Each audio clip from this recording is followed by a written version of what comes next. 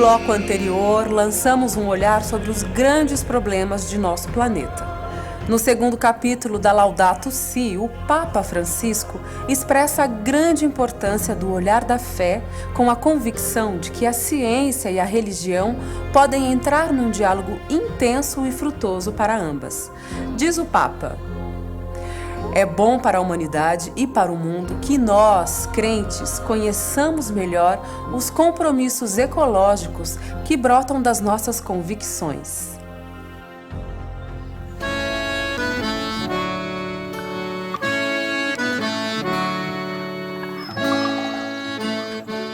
Na tradição judaico-cristã, dizer criação é mais do que dizer natureza, porque tem a ver com o projeto do amor de Deus, em que cada criatura tem um valor e um significado.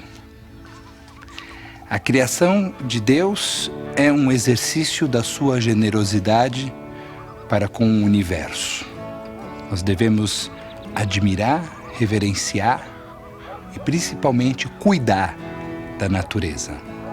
Nós, homens e mulheres, criados no sexto dia, à imagem e semelhança do Criador, temos uma enorme responsabilidade. Devemos cuidar da natureza, devemos garantir que nossos filhos e filhas, e netos e netas, e todas as próximas gerações possam viver no mundo que foi administrado com responsabilidade, com reverência e com amor. Shalom. Todas as religiões estão convocadas para assumir em conjunto essa tarefa, que é cuidar da casa comum. E mesmo os sem religião estão convidados a isso, né? É uma tarefa que nos diz respeito a todos, porque é a nossa casa. Se a casa desmorona, nós desmoronamos juntos. Daí emerge toda uma nova concepção da teologia, do discurso da fé, do diálogo interreligioso, do diálogo com a secularidade, sempre levando em conta as necessidades do planeta, da nossa casa comum.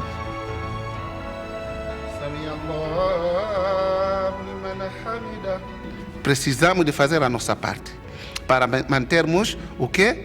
Esta natureza como Deus quis, para que beneficie todo mundo e não seja em benefício de uma classe e outra classe fica sem benefício desta natureza. Então, eu quero agradecer a iniciativa que o Papa teve, trazer a ideia de cada religião para que eles possam abordar este tema. Afinal de contas, este tema é de interesse comum. Não é de uma religião para outra religião, mas sim interessa toda a humanidade.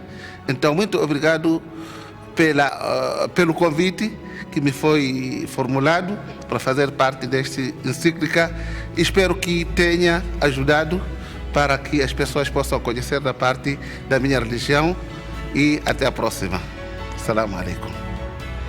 A luz da fé transparece na sabedoria das narrações bíblicas, várias delas citadas pelo Papa Francisco. Os textos das Sagradas Escrituras apontam para uma espiritualidade da interdependência. Essa espiritualidade da interdependência nos coloca desafios importantes. Desafios, por exemplo, como resgatar a dimensão do descanso. A relação do descanso, ela faz parte da sabedoria do próprio Deus. No livro de Levítico, tem várias passagens bíblicas que estão muito bem citadas nessa encíclica, de que era necessário que a terra também tivesse o seu tempo de descanso, porque a terra precisa se recuperar. Isso aponta para uma nova perspectiva de desenvolvimento.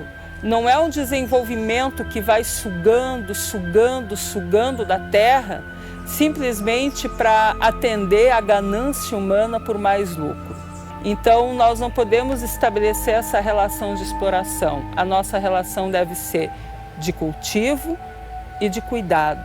E isso significa que a nossa relação precisa ser de resguardar, de guardar o que Deus criou.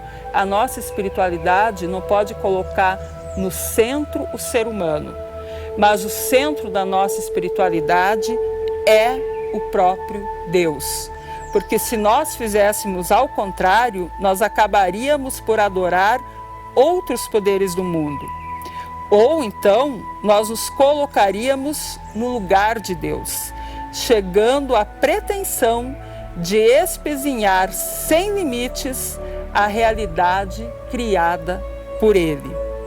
E a melhor maneira de colocar o ser humano no seu lugar e acabar com a sua pretensão de dominar o absoluto da Terra é voltar para a figura de um Deus criador e único dono do mundo.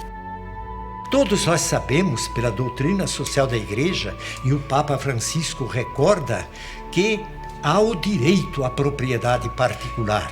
Mas esse direito, essa propriedade, tem que ter função social.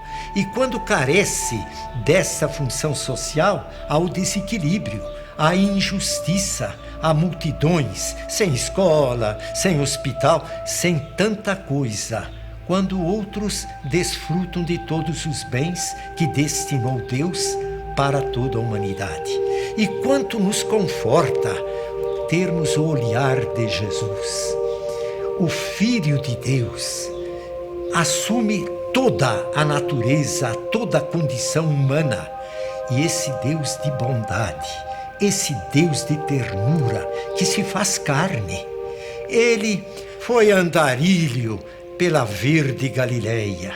Ele chega a comparar a ele mesmo com a videira. Eu sou o tronco da videira, vocês são os ramos. Quantas vezes fala de sementes, fala de crianças. Ele chama a nossa atenção para os pássaros do céu, para a água do lago.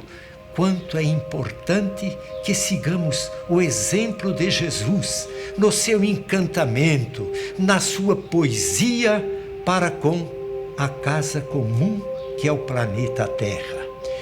Viva o Deus uno e trino em nossos corações e no coração da casa comum, o planeta Terra, que Deus Criador colocou em nossas mãos para que dele cuidemos com toda a ternura.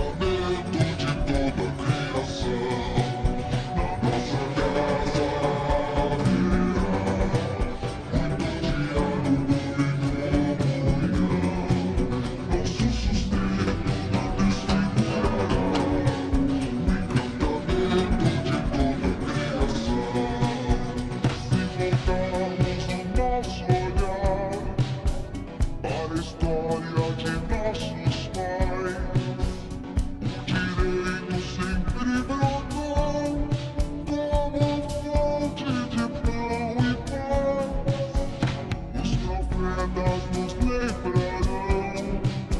que a cobiça só